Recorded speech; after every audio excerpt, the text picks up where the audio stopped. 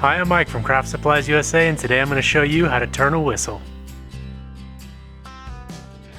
They're a fun and easy project to make, and they make a ton of noise, which might annoy you, but the grandkids will love them. The best part is they don't require any specialty kits, and you can turn it with just your standard tools. The other cool thing about these two is you can use just your regular scrap material you have lying around the shop, or you can use a nicer specialty piece of wood. Like right here, I've got a piece of stabilized box elder burl that's going to make a really nice whistle. And this one as well is a double-dyed blank that looks really good. The really cool thing about these is just how loud these whistles are. And let's see if it picks it up good on camera. So they're really, really loud. But we'll cover in this video all the different cuts you need to make, how to cut this with the reed specifically to get the right sound you want out of it, how to finish it, do some decorative techniques. So let's get to the lathe and have some fun. Alright, so before we start turning, we just want to talk about our blank selection again. This is a dyed and stabilized piece of box elder burl, but it doesn't have to be stabilized. You just want to make sure whatever you're using is dry and ready to be turned. This is 1.25 inches to, it's 1.25 inches square by 5.5 inches long, and you can scale these whistles up or down depending on what material you have. I've turned a bunch that were starting out with 1 inch material by 6, so whatever blank you have, it really doesn't matter. But I'm going to be starting out with this piece. So we can go ahead and get this mounted between centers. And the first thing we need to do is get this roughed around so we can put it into our chuck and hold it, because we will be drilling into this at one point. So we need to be able to hold this in a chuck. So I'll just mount this on my safety drive and then my cup center on the other end. And then we can start roughing this to round. So we'll make sure our tailstock's nice and tight. We'll get our tool rest set up. We'll be working on this right half of the blank for now. I have a little bit of a defect here, and this is what I'll be turning away because I'll put this end in the chuck. So once you have everything mounted up, make sure your tool rest height is set accordingly for your tools, and we'll be using a spindle roughing gouge to rough this down to round. So I want to make sure my cutting edge is on center.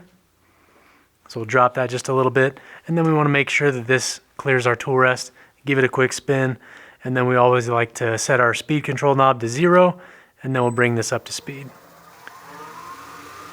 And because we're doing a spindle project this size, we can be at about 2,000 to 2,500 RPM and start roughing this out. Make sure you have proper eye protection, and with stabilized material and anything, you want to make sure you have a dust mask on.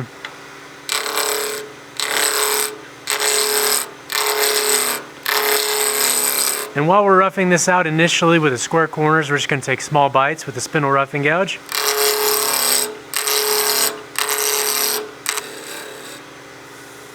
Still have a couple flats.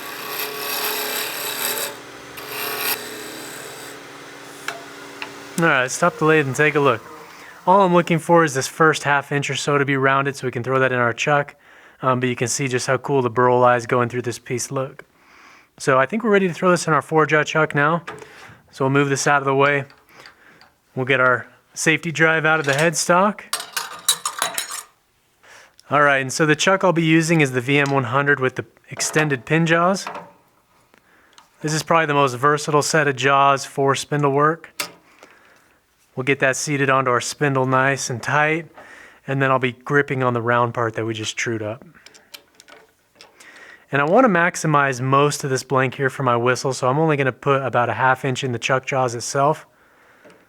And then we can also use the dimple from our revolving center on this end for a little extra support. So I'll put that in there just nice and snug, and then I'll bring up our revolving center to help center this up. So once you have your cup center in the dimple from our revolving center before, then you can tighten down your chuck key, and then we can advance the quill slightly. Alright, so now that we've remounted our blank, this is the orientation of what we're going to turn. So we're going to have our notch here with the reed in this end. So let's finish getting this to round, and we can start rough shaping it. Once we get it to our rough shape, we can drill out our hole, and then we can keep turning. So now that we've put this in the chuck, we can bring our tool rest just a little bit closer, make sure it still spins, and then we can turn our lathe back on. And right now we're still around that 2,400 RPM or so.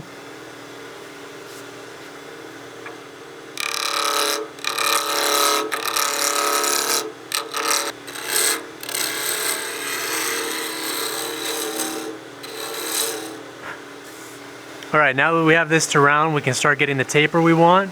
I'm going to go something like this shape here, so we're going to have a bit of a torpedo taper to it.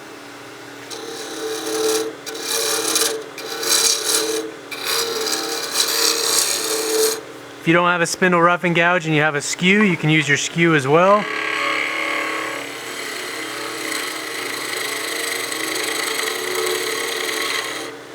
It's going to leave behind a little bit cleaner surface as well.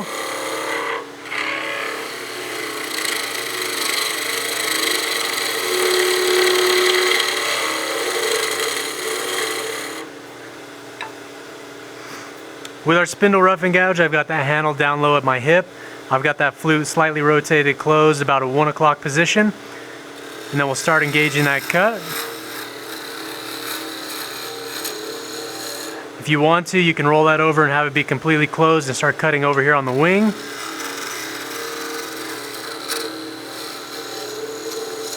And if you want to get a little better cut, you can roll this all the way over and do a shearing cut. So I'll bring that handle about 45 degrees away from the bed, and we'll be cutting on this long wing on the downward edge.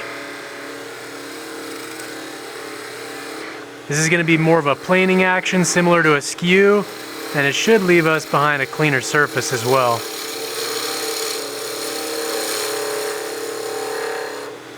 If we stop the lathe, we can take a look. So that's a bevel riding cut. It leaves behind a really clean surface. So we're getting the torpedo shape that we want. And back here on this end, I'm going to use my narrow parting tool and create a small, basically 1/2 inch diameter part here. That's going to allow me to get in there with the tool and get down to the depth I need without hitting my chuck jaws.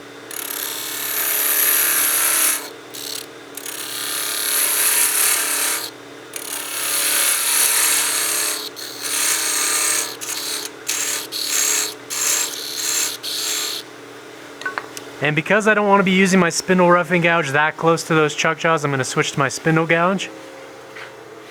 Alright, so because I don't want to be using that spindle rough and gouge that close to the chuck jaws, I'm going to switch to my spindle gouge. That way I can be a little more controlled with my cuts. And this is going to be a bevel riding cut, so I've got the handle a little bit low, and we can actually probably raise up our tool rest. So I'm going to stop the lathe. Especially where I'm so close to my chuck jaws already, I want to make sure that I stop the lathe just for safety. But what we'll be doing is having this flute rolled over at about 10 o'clock position, and we'll be doing a bevel riding cut to our parting line. That way I can have a little more precision with a smaller tool, which will be less likely to hit my chuck jaws should I slide past where I want to stop my cut. So we can turn this back on, and we'll start getting that torpedo shape on this end here.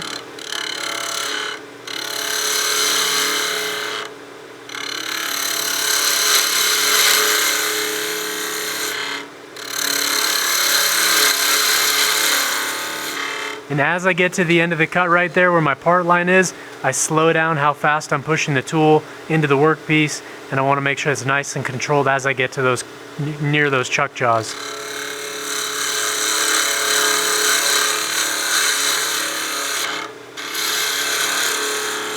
And with this being a 3/8 spindle gouge, I'm not removing a lot of material. You could go to a 1/2 inch if you wanted to be a little bit quicker. Plus, with this being a stabilized material, it's going to be a lot harder to cut than, say, just regular maple. It's a lot harder and denser, so it's almost like turning desert ironwood. Now we can start getting the center of this hump out of the way, so I'll go back to my spindle rough and gouge.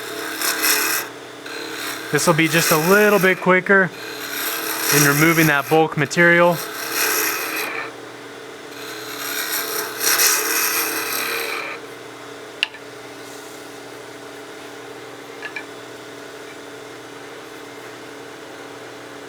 Now my tool rest is just a touch too high, so I'm going to drop that back down because we're using the little bit larger tool than the 3/8.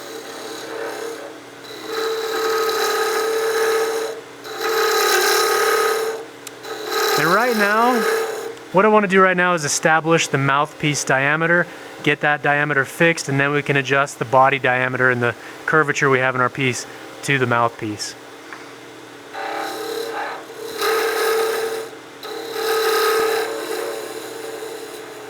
We're getting close to the diameter that I'd like. It's probably going to be about the same diameter as our cup center there. So now I'm going to switch to that shear scraping cut where I've rolled over that spindle gouge. And this will leave a lot better surface behind.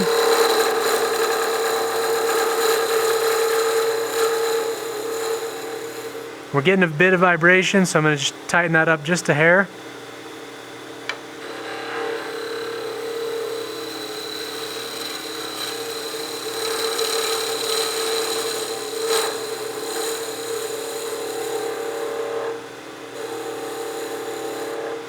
Alright, I think the mouthpiece diameter is good. Now we can just start adjusting our curve here and bringing this down in size.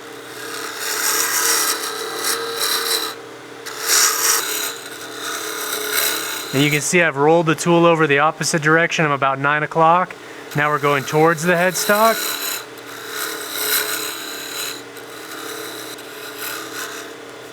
I'm going to switch back to my spindle gouge.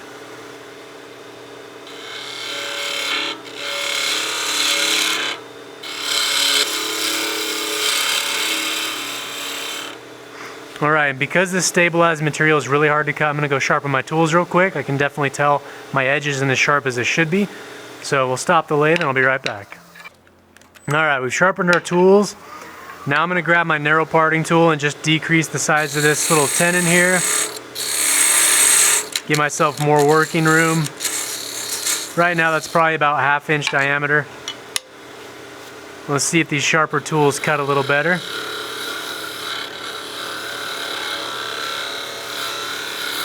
Yeah, a lot less resistance.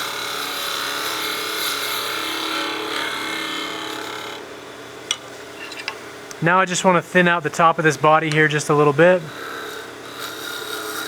So one of the interesting things about this material is the burl eyes didn't stabilize, so they're still soft, but the rest of the material is stabilized, so it's harder. So as I'm going across the surface, I hit these hard and soft areas, so it's not as smooth as it would normally be if it was all just a regular piece of material. But it's interesting, you can feel the resistance, and then it goes soft, and this piece of material is interesting because if you look at the burl eyes, all the white areas are soft, and then the blue areas obviously are harder, so you hit these hard and soft pockets going across the piece.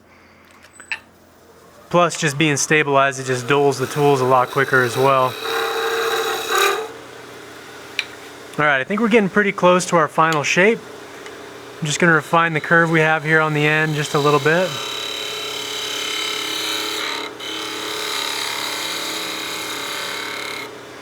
And now I can switch to my skew, and we'll be using this as a negative rake scraper just to refine and smooth out the surface before we start sanding.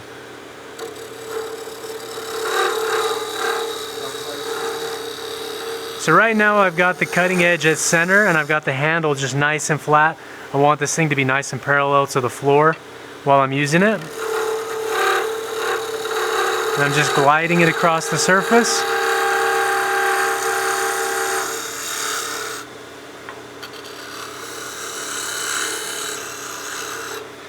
We're just looking to smooth that out a little bit before we sand, that way it'll reduce your sanding time. So you can see we've got a really nice smooth surface. Looks really good, I think the shape's good. What we can do now is we'll drill our hole out because it might make the piece off center just a little bit. Unfortunately we have plenty of material here to true that up. So let's get our drill chuck out with a 3/8 bit. The bit size isn't too crucial, but I've found 3/8 to be a good size for volume and loudness with the whistle. And the other nice thing is too, as I'll show you later, I'll be using some 3/8 dowel from the hardware store for the reed. So just using an off-the-shelf piece, we'll use a 3/8 bit. So we can get our tailstock out of the way here. Let's see if this is going to be running true. That's running true enough for what we need to do, so let's get our drill bit. Alright, so I've got my 3/8 drill bit in a drill chuck. We'll bring this up, make sure that point's engaged before we lock that down. And then we want to drop our drilling speed for our lathe way down. So we're about 400 or 500 RPM. And then we can start advancing our bit.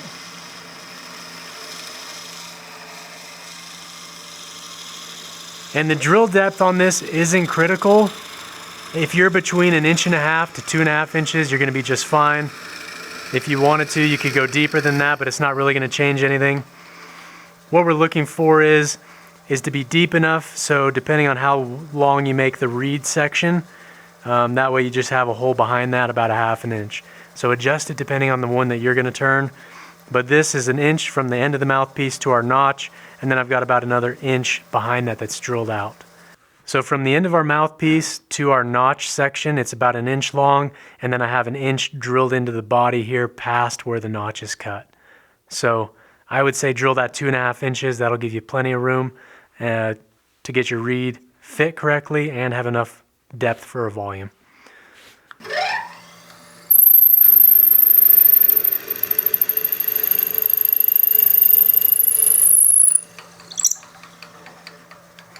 Make sure you clear those chips frequently.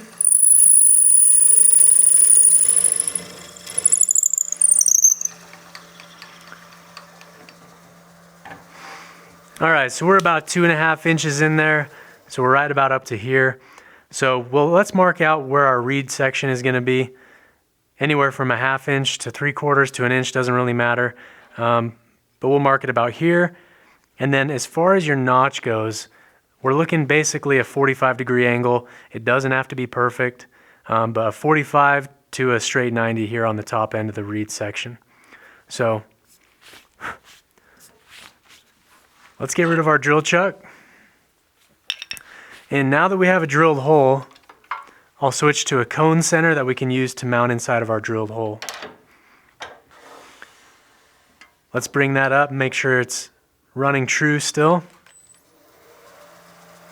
You can see it's just out around, so let's turn this up to speed and we'll true the surface up. We'll use our skew again.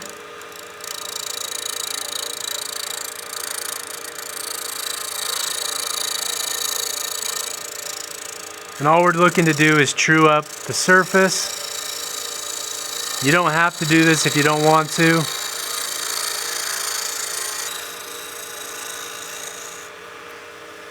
All right, and what I also like to do is I want to throw a bead right in the middle of this piece. We're going to put that end right in the center. So before we cut our notch out, I want to cut my bead. And to get a really good shape bead, I'll be using this is the 1/4 inch beading cutter from Easy Wood Tools. This gives you perfect beads every single time. And I'll just eyeball the center of my blank, and then we can start cutting. Let the front of those teeth engage. And because we're cutting a hard material, I want to go nice and easy. I don't want to have it chip out. And then I swing the handle left to right ever so slightly and keep advancing it into the blank, and it'll start forming that bead.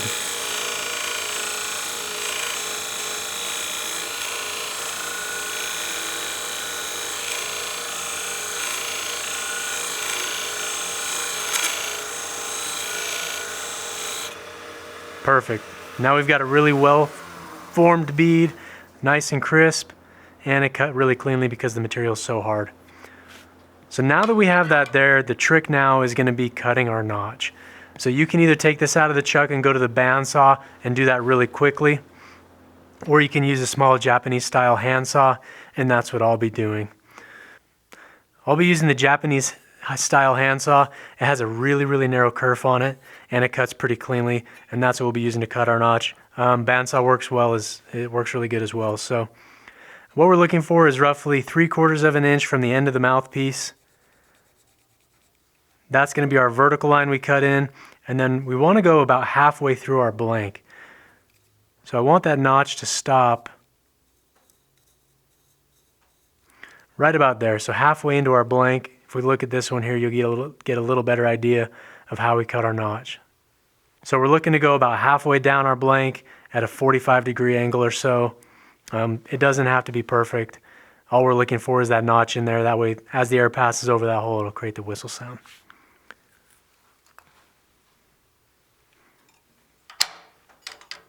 Okay, so I'll lock my spindle, and we'll use that Japanese handsaw just to cut our line. And again, we're looking to go about halfway through our blank.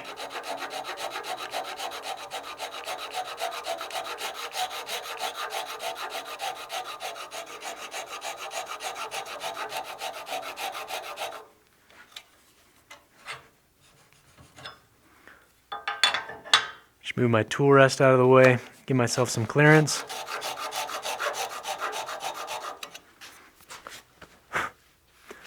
All right, we're about halfway through our blank. I think we're good there. So then I'm going to start my notch right about here on a 45. and then we'll cut down to the bottom of our cuts right here. So I'll have my blade at a 45, and we'll try and make sure we come out right about here.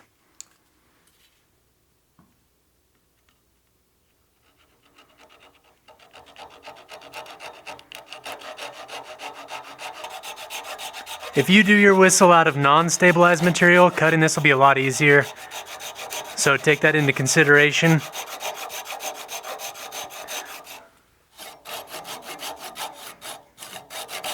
All right, but we're almost to our vertical line. So I'm going to slow down.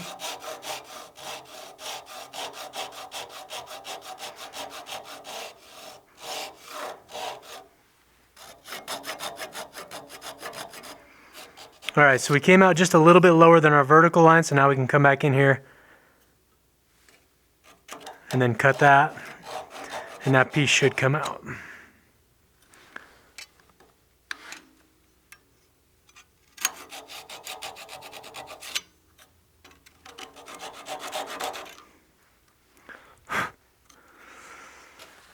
All right, so we've got a really good notch now. Once that's done, you can just throw away the notch piece, but we will want to sand this because this is kind of rough cut here. So there's a little trick we can do with our sandpaper. All right, so what we can do with our sandpaper is we can actually wrap the saw and use that as a flat reference face to sand this. And I'll be starting out with 240 grit. Depending on how rough cut that is, you might need to drop down to 180 or 120. But I can just use the flatness of our saw to help cut this and sand it nice and flat.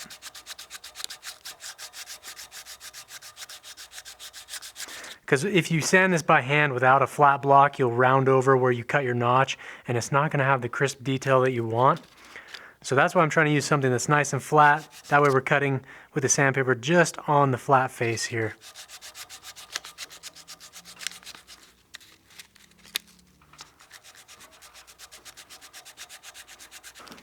All right, so we used our 240 to get most of the saw marks out. Now we'll go to our 320 and just finish sanding this.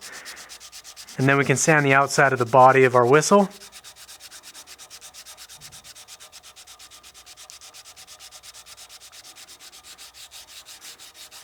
If you're using non-stabilized materials, this is a lot quicker to sand, but you also want to make sure you sand the vertical piece as well.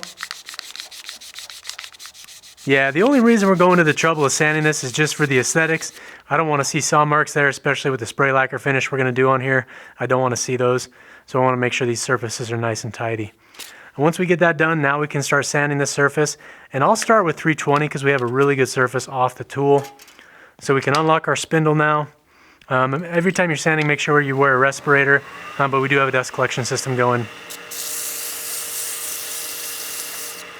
And as I sand, I don't want to sand over my bead because I will flatten that out. So I want to sand right up to the edge of that.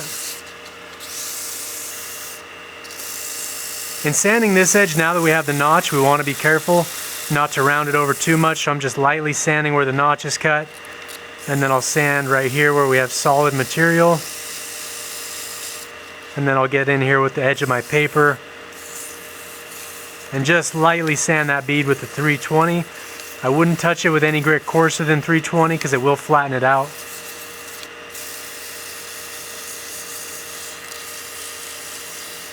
And then we'll sand the end of the mouthpiece as well. And if you want to, you can roll that over and just soften that face here.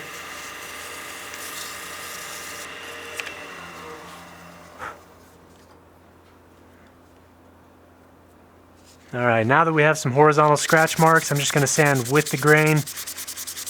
Not really with the grain because we are using a burl piece here that's cut in a little bit different orientation, just sanding lengthwise.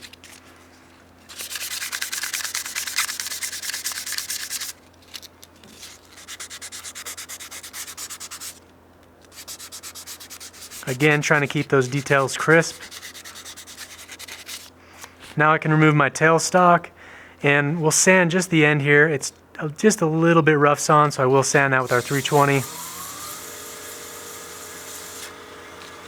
And you can further round over the mouthpiece just to make it a little more comfortable to use.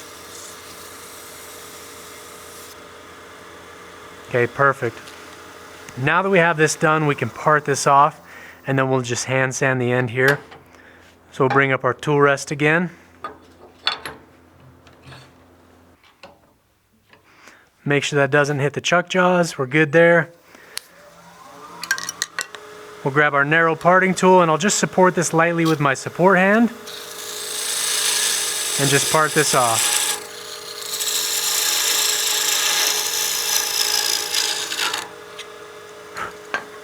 Perfect, so we just have a tiny little nub right there. We can sand that by hand. If you had a really torn up surface here, you could mount your dowel or a 3/8 jam chuck in this end on our drilled hole just to support it while you sand this, but I don't think we're gonna need to do that. I can slide my tailstock out of the way and then just sand this by hand. And then I like to put the sandpaper in my palm and just round that over a little bit. Perfect. So that looks really good. I like the shape we have on it. I think this material looks really, really good. We have a good notch cut in there. So now what we can do is we'll set this off to the side and we can get our 3/8 dowel rod, put it in our chuck, and I'll show you how to fit the reed and how to make the reed out of our dowel. So let's grab our chuck key. We'll save that little bit of scrap block for later. We might be able to use that as an inlay for a box or something. So this is just some 3/8 dowel from the hardware store. Right now it fits kind of tight inside of our drilled hole. It's a little oversized. So we'll want to sand this down slightly to fit. I want it to be kind of a slip fit, not a press fit, nothing too hard because we could split the end of our blank here.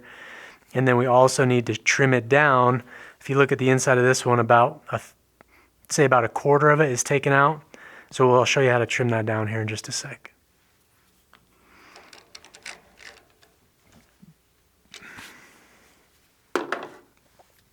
And first thing I'll do is measure just how much reed we actually need. All it needs to be is as long as where that notch, the vertical line in our notch, is cut. So I'm going to mark that out here. That's going to be the length of our reed. And what we can do is we'll grab our saw.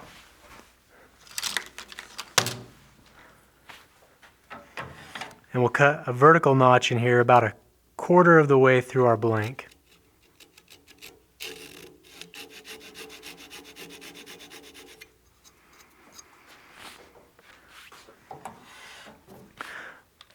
Once that notch is cut, we can grab our sandpaper.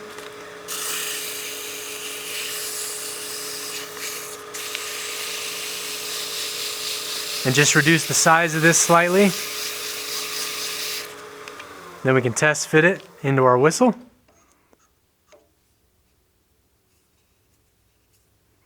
Okay, that's still a little bit tighter than I'd like, so let's go ahead and loosen that up just a little more.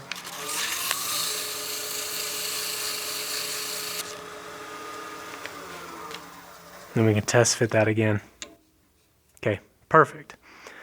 Now that we have that, I'll bring up my tool rest and I'll lock my spindle. That's not where I want it.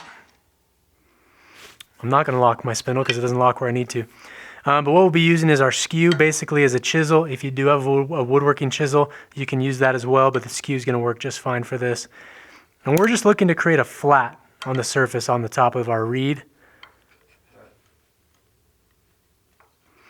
And the reason we cut that notch is so that way the wood stops peeling off there at our depth we need.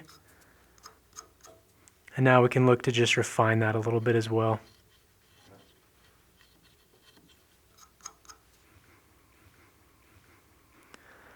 So now that we have that piece chiseled out, let's grab some sandpaper and just smooth that out, and we'll be using the saw as well as our guide.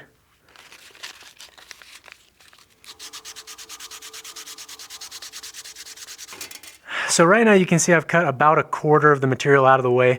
If you do more than that and there's just too much air going through the hole, it's not going to create the whistle sound. So you can experiment, you can try a couple different reeds before you glue it in to make sure that your whistle actually works. But this is roughly how much we're looking to take off. So now that we have our notch cut, we can finish sawing that off with our saw.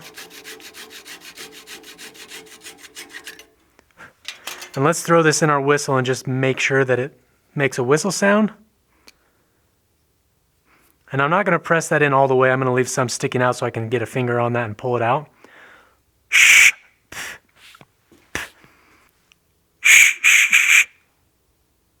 I think I cut too much out. So right now, I just tested this out. There's too much air going through there, so I got to make another dowel that has a little more material in there so there's less air going through the whistle. Let's try that.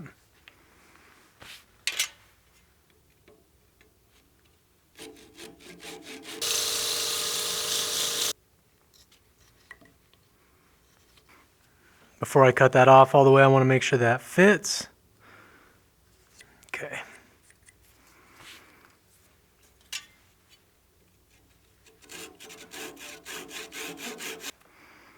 All right, let's test this readout, see if it works a little better. Perfect. All right, so now that we've tested out our reed and we know it works, that's the biggest thing is when you're getting your reed fit, make sure you test it out before you glue it into place. Otherwise, you'll have to drill it out. But depending on the amount of air and the size of hole you've drilled in your reed here, you might need to have a little less or more air going through. So make sure you test it out before you glue it in. And with this blank, I want the dowel to be black, so I'm going to be using a marker just to color this whole thing black. That way it doesn't look out of place on the piece. So I'm just using a Tombow marker, and we can color this piece black. I think it'll look better on the blue than having this be the natural maple. So now that we have our reed dyed black, we can put this into our whistle, and we want to make sure that the flat of the reed is facing nice and straight up towards our notch that we cut. So when you put your reed in, make sure that the flat is facing up and it's not crooked at all, because that could change how the air goes over and it might not make the reed work. With this one being a pretty tight fit, I'm not going to glue it in, I'm just going to press fit it. And I can put that onto our lathe bed and just press that into place. If your reed is really loose, glue it into place, but this one's a press fit and it's really tight, so I'm going to leave that one as is. And now we're ready to do our spray lacquer finish. So let's clean off the lathe bed, we'll get rid of our chuck, and then we can do our spray lacquer.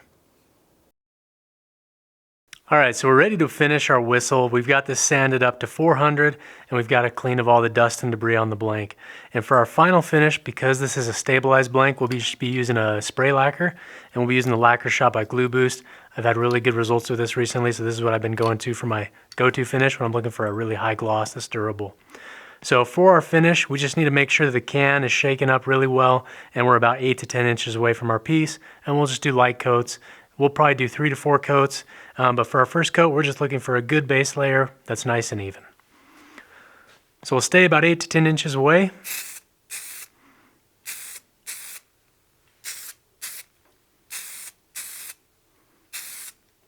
And the way I've mounted this, I just have an Allen key in my chuck here.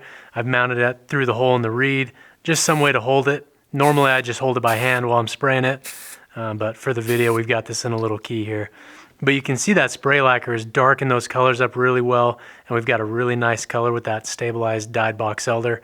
Plus we have those white areas where the burl eyes are. But just for your first coat, make sure you get a nice even finish across the piece. And a full even saturation across the entire blank.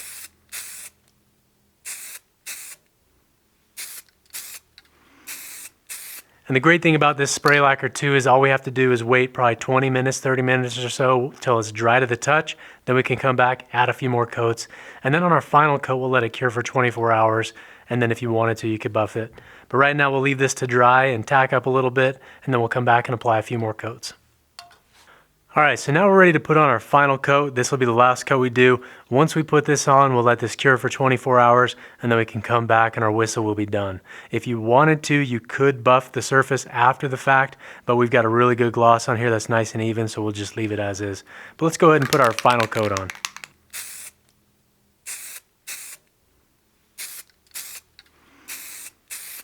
All right, now that we've got our final coat on, we'll let this cure for 24 hours and we'll come back. All right, so we've come back after 24 hours and our finish is fully cured on here. If we wanted to, we could buff the surface to make it even glossier, but I'm really happy with the gloss that we have. And that's the good thing about using the Lacquer Shot. It's such an easy finish to put on, and it has such a good result at the end. This is probably my go-to finish now, even over CA finishes. But we've got a really high gloss. It really leaves the colors nice and natural, but it enhances the color we have in the piece, and it gives us a good, flexible, durable finish. So let's test out our whistle and make sure it works. It's plenty loud, and it's loud enough it'll probably annoy you if you give it to your kids. But again, this is just a fun project you can use with scrap wood, or you could dress it up and use a nice stabilized blank. But if you guys have any questions, leave them in the comment section below. And as always, like the video and subscribe to our channel for more wood turning videos.